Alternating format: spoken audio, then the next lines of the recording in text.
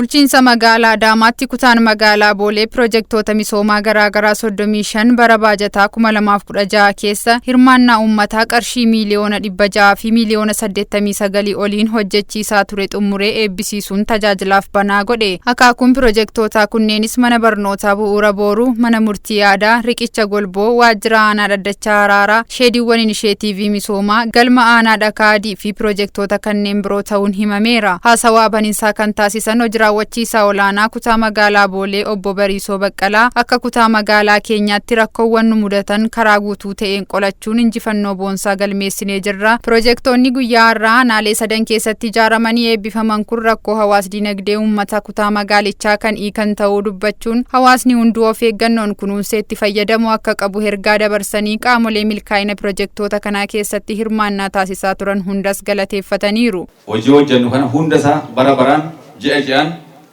waan milkaa'ina yeroo hundaatti argannu osoo hin ta'in qormaatilee adda addaa keessa dabarree as geenye jira.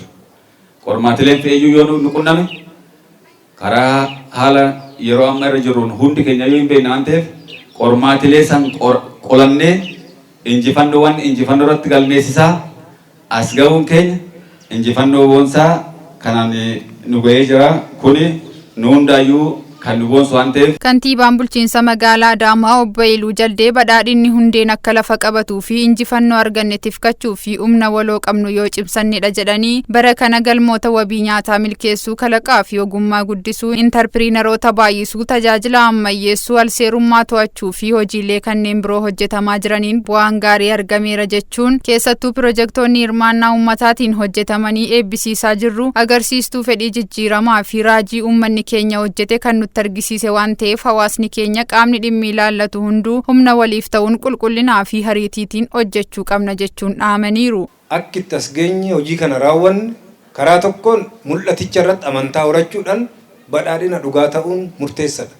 Warri milkaa'an, warri hojii isaanii injifatan, warra badhaadhina dhugaa ta'anidha. Akka waliigalaatti caasaan keenya iddoo milkaa'inoota gurguddaa qabnu, iddoo badhaadhinni itti qabatamaan yaada isaa keessatti guutedha.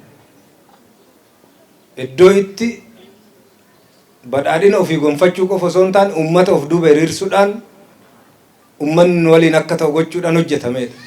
Akka kutaa magaalaa kanaattis hojii alseerummaa ittisuuf baay'een hojjetameera. Seeraan alummaa irratti tarkaanfii fudhatamurra darbee piroojeektiiwwan gurguddoo maallaqa baasee ijaaraa jira.